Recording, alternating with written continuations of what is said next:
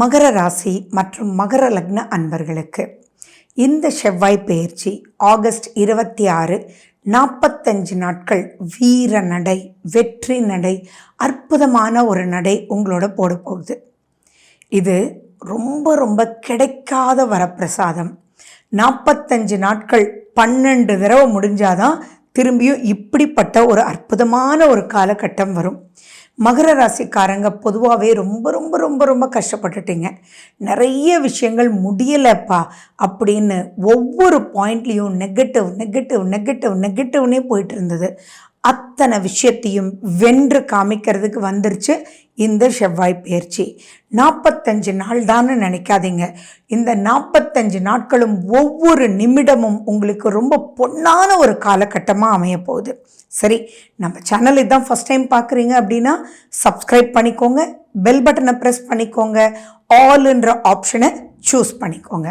நான் உங்களுக்கு இது ரொம்ப நல்லா இருக்குன்றது மட்டும்தான் சொல்லியிருக்கேன்.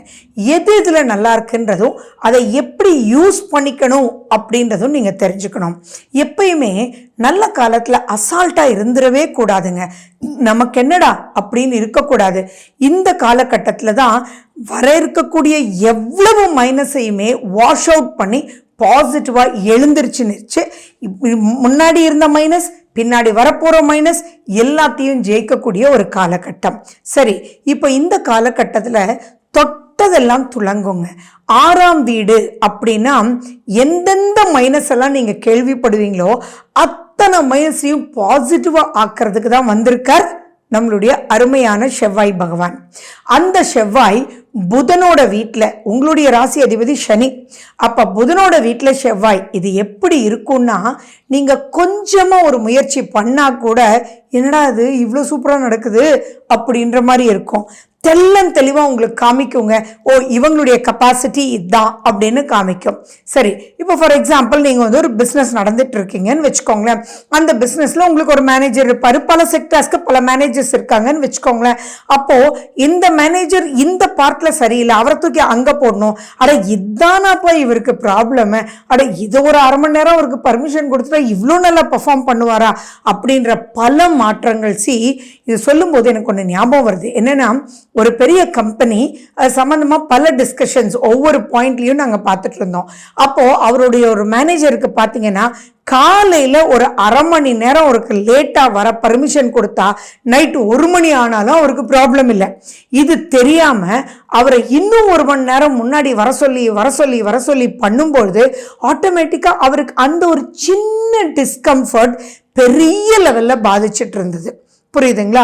ஸோ இந்த ஒரு கம்ஃபர்ட் அந்த கம்பெனிக்கு தெரிஞ்சிடுச்சு அப்படின்னா இதில் என்ன இருக்குது? ஒன்றுமே இல்லை இல்லையா?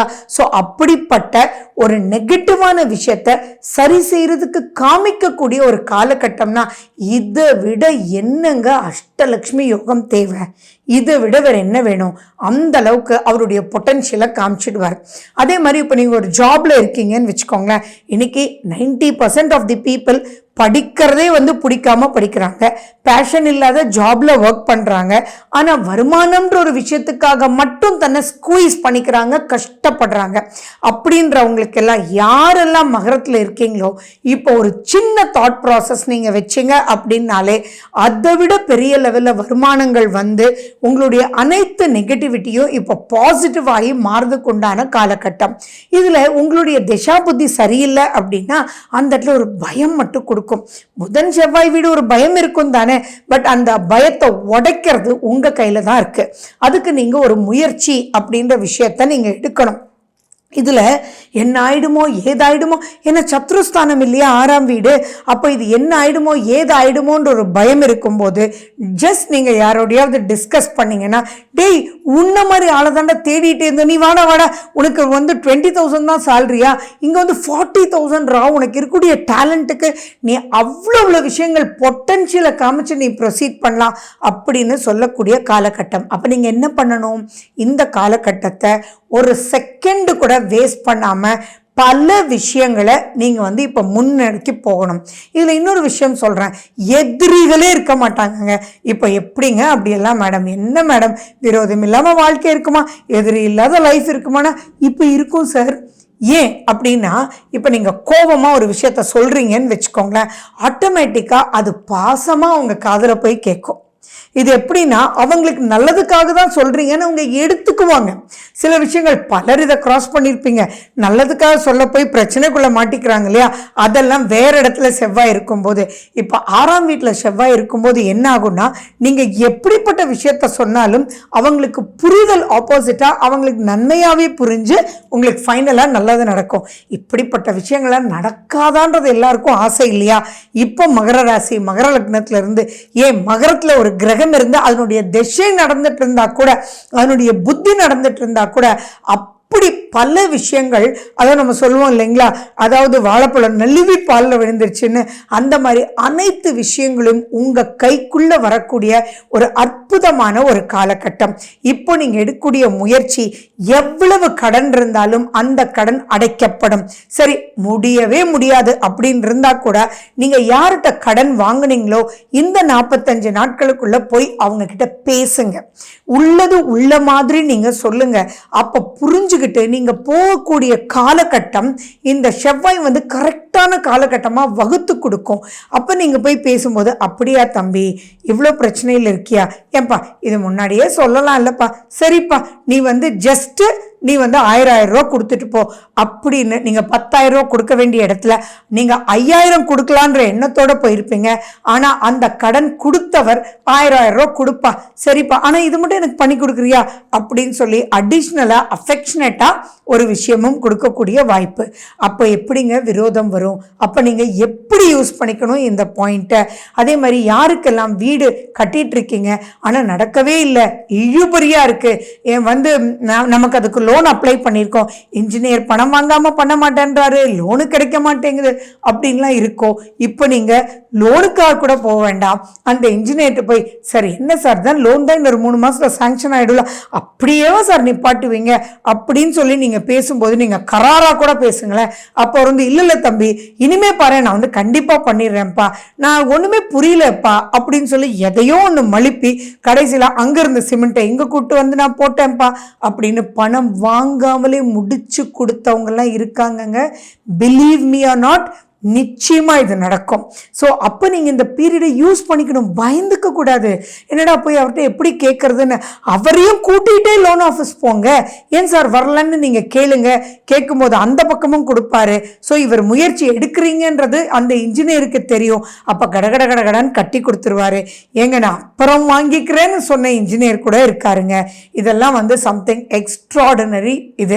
சரி, இன்னொரு முக்கியமான விஷயம், தொடர் பிரச்சனையா இருக்கு இல்லைங்களா, அந்த தொடர் பிரச்சனையெல்லாம் இப்ப டக்குன்னு முடிச்சிடுவீங்க.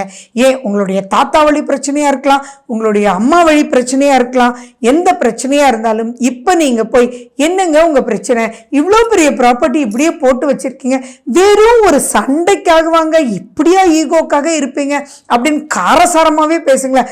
போங்க பெரியப்பா, நான் உங்களை எவ்வளோ பெரிய ஆளா நினைச்சிட்டு இருந்தேன், நீங்க நம்ம இப்படி ஈகோல உட்கார்ந்துட்டு இருக்கீங்க அப்படின்னு பேசுறீங்கன்னு வச்சுக்கோங்க. அவர் கூப்பிட்டு, வா தம்பி சரி இதை முடிக்கலாமா, எப்படி முடிக்கலாம் அப்படின்னு சொல்லி உங்ககிட்டயே ஐடியாஸ் கேட்பாரு. அப்போ எவ்வளோ பெரிய ஹெரிடிட்டரி சம்பந்தமான பிரச்சனை இருந்தாலும் இப்போ நீங்க போகும்போது சாதகமான வழி கிடைக்கும் போது யூஸ் பண்ணுங்க, மிஸ் பண்ணிடாதீங்க. ஹெல்த் சம்பந்தமாகவும், ஏன்னா 6ஆம் வீடுனாலே உள்ளதே எல்லாருக்கும் ஞாபகம் வருது ரோகம், சத்ரு அப்படின்னு. ரோகம்னா ஆரோக்கியம். ஸோ இப்போ எப்படிப்பட்ட ஆரோக்கிய பிரச்சனை எவ்வளோ கிரானிக்கா இருந்தாலும் சரி, நீங்க மகர ராசி மகர லக்னமா, இப்போ நடக்கக்கூடியது சம்திங் ரிலேட்டட் டு மகரமா இருக்கா, நீங்க அது சம்பந்தமா நீங்க எந்த முயற்சி எடுத்தாலும் இப்போ பெரிய மேபி ஒரு 15 இயர்ஸ் 20 இயர்ஸ் தீர்வே இல்லாமல் இருக்கிறது கூட இப்போ ஜஸ்ட் லைக் தட் ஹோமியோபதியில் மருந்து கிடைக்கும், ஜஸ்ட் லைக் தட் பாட்டி வைத்தியத்தில் உங்களுக்கு ரிலீஃப் ஆகிடுவீங்க. ஸோ இங்கே நீங்கள் பண்ண வேண்டியதெல்லாம் 2 விஷயம்தான். ஒன்று இப்போ நடக்கிற தசாபுத்தி என்னன்னு பாருங்க, ஃபேவரபிளா அன்ஃபேவரபிளா. அடுத்தது என்ன அப்படின்னா, இப்போ நீங்கள் எந்த வழியில் இதை தீர்க்க முடியும் அப்படின்றது ஒரு விடாமுயற்சி எடுங்க. அப்போ எல்லாமே உங்களுக்கு நழுவி எல்லாமே பாசிட்டிவாக முடிஞ்சிடும். இதெல்லாம் இன்னும் நடக்கிறதுக்கு நீங்கள் என்ன பண்ணலாம் அப்படின்னா, யாருங்க, முருகரை கையில் வச்சுக்கோங்க, சண்முகரை கையில் வச்சுக்கோங்க. நீங்கள் திருச்செந்தூர் போயிட்டு வாங்க. போகவே முடியலையா, கவலையே படாதீங்க. நீங்கள் வாவான்னு கூப்பிட்டாலே முருகன் ஓடி வந்துடுவார் இல்லையா? ஸோ அப்போ ஓம் சரவண பவன்னும், கந்தசஷ்டி கவசம், கந்தகுரு கவசம், முருகனுக்கு உண்டான எத்தனை பாடல்களாக இருந்தாலும் காலையில் எழுந்திரிச்ச உடனே விநாயகருக்கு ஒரு நமஸ்காரம் பண்ணிட்டு முருகனுடைய பாடல்கள் கேளுங்க. அத்தனை நெகட்டிவிட்டியும் பாசிட்டிவாக ஆக்கிறதுக்கு இதை விட்டால் வேற காலகட்டம் கிடையாது.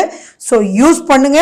நான் இந்த யோகம் அந்த யோகம்னு சொல்லலை, அஷ்டலக்ஷ்மி யோகம்னு சொன்னேன். ஸோ எல்லாமே இதுக்குள்ளே அடங்கும். நான் சொல்லிகிட்டே போகலாம், டைமே பத்தாது. குழந்தை இல்லாதவங்களாம் இந்த காலகட்டத்தை தயவு செஞ்சு யூஸ் பண்ணிக்கோங்க. இப்போ நீங்கள் டாக்டர்ஸோட பேசும்போது டக்குன்னு உங்களுக்கு குழந்தை ஃபார்ம் ஆகிடும், சக்ஸஸ் ஆகிடுவீங்க. 16 வருஷம் குழந்தை இல்லை, 22 வருஷம் குழந்தை இல்லை, இவங்களெல்லாம் நான் சந்திச்சிருக்கேன். இந்த மாதிரி காலகட்டத்தை குறித்து கொடுத்துருக்கேன். அவங்க போய் பார்க்கும்போது டக்குன்னு எப்படி மேடம்னு கேட்பாங்க. அதே டாக்டர்கிட்ட தான் போவாங்க, ஆனால் எப்படியோ கிளிக் ஆகிடும். அதெல்லாம் தாங்க மேஜிக். அந்த மேஜிக் தான் இந்த 45 நாட்கள் மகர ராசிக்கு நடக்க போது. யூஸ் பண்ணிக்கோங்க. It's something excellent. ஓகே, நன்றி, வணக்கம்.